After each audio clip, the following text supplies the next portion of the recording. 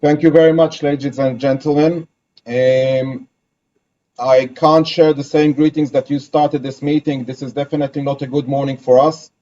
We are not in a good situation for the last 2 weeks since the brutal attack that took place in our southern border, where 300 terrorists crossed the border, slaughtered, killed, raped, burnt alive innocent children, women, took hostages, babies 8 months old, and Holocaust survivors over the age of 85. This is the situation that Israel is dealing with at the moment. Almost 2,000 people killed, 200 taken hostage. And just to take things into proportion, if you want to compare the disaster that happened in 9/11, where a nation of 330 million people suffered the loss of almost 3,000 people, if we compare the size of Israel to the amount of people that we have been suffered as killed and hostage, you would have had to make the number of people killed in 9/11 to almost 50,000 people. That's the comparison of what Israel has been going through in the last 2 weeks. After 9/11, the world has changed. After 7th of October, the world needs to change. I've read very, very carefully the proposal of the draft of the statement, and I have to say, I definitely appreciate the first 4.5 sentences, first 4.5 lines in the draft.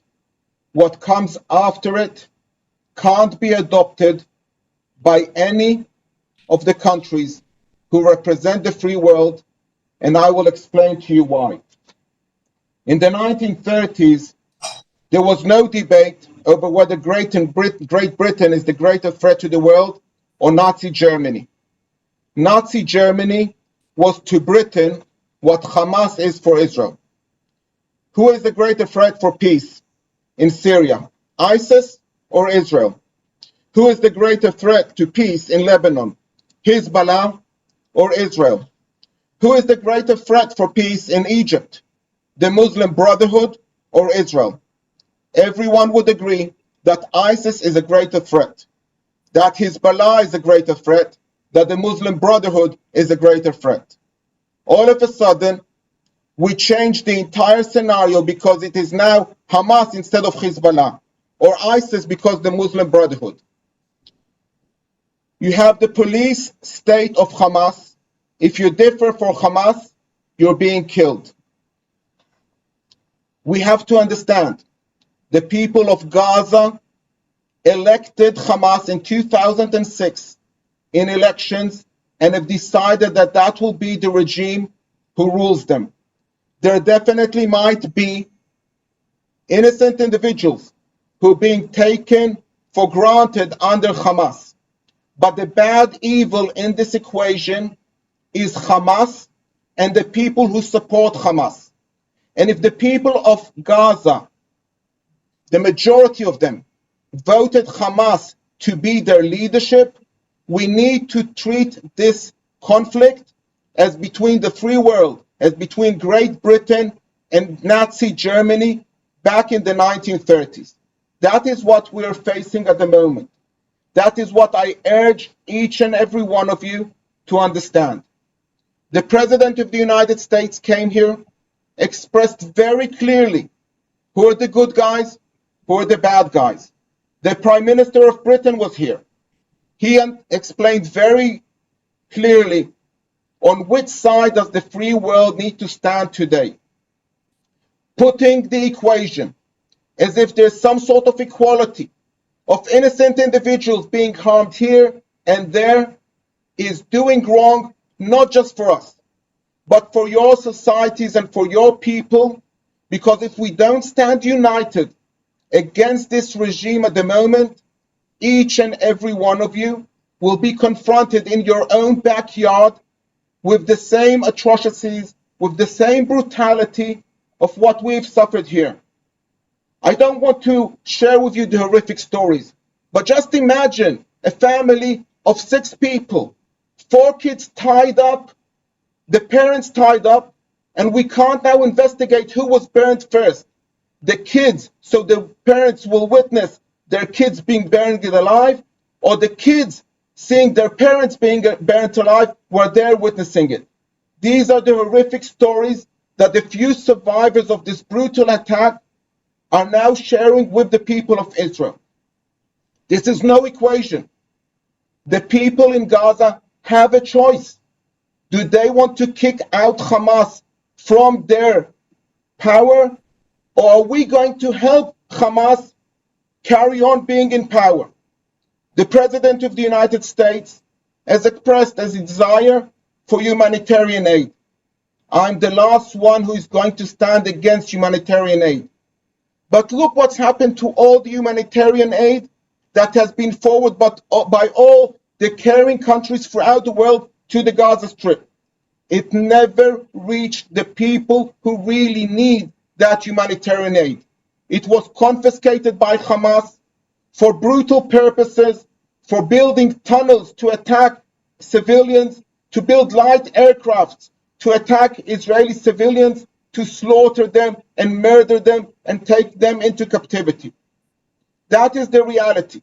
If we want to pass humanitarian aid to the people of Gaza, two things need to happen. Hamas needs to drop his weapons and stop controlling Gaza. Then I would be the first one to urge a meeting of all these important partners to take care as to who is going to control Gaza in a way, in a method that will bring peace to the people of Gaza. The second condition is, if we're talking about humanitarian aid, we, all of us, need to make sure that the 200 people who were taken alive to Gaza will come back to Israel safe and sound. Today we know to say that many of you have got citizens who've been taken as prisoners with those 200 people. An 8-month-old baby. Any of you can imagine what's going over in his head, how hungry he is to food when his mother was burnt alive in the bomb shelter that they had in their house? An 85-year-old woman who passed the horrific pictures and suffering of the Holocaust. She is in Gaza for 2 weeks with no medicine, with no diapers. Those are the prisoners of war that they are talking about. Is that what we're going to give hand to in this draft of proposal? There's no equation here. They're good people and they're bad people. And I treat you, each and every one of you, representing a country that understands the difference between good and evil. What Israel has suffered 2 weeks ago, there is no other way to explain it as pure evil, pure brutality. It didn't stop in Israel. It carries on in Gaza. The reason that you see the Israeli Air Force bombing hospitals and kindergartens after we asked the people there to evacuate themselves is because the people of Hamas actually put underneath their rocket launchers, taking advantage of human shields, of ill people as human shields, as little kids as human shields. That's the reality that's happening now in Gaza. Why is the Israeli army asking the people of Gaza to move aside to the southern part of Gaza? Because we understand that in the north of Gaza there is infrastructure that we need to make sure that is destroyed in order to eliminate Hamas being able to carry on other attacks like they did last week. That's our challenge. We need your assistance. The people of Gaza need your assistance. But they need to make their mind, because in free elections that they had in 2006, they actually chose this regime to govern them. They haven't changed their mind. They haven't asked for a different leadership to take place. They still support them.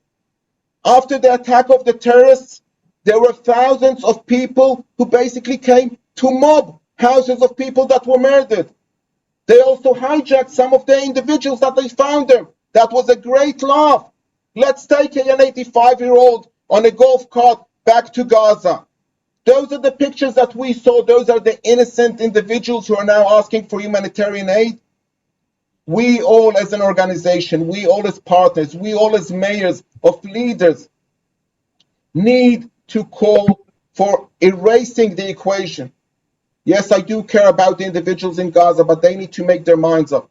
Are they joining up forces with the free world, that world that believes in freedom of speech, with women's rights, with LGBT rights, with freedom of expression, freedom of vote?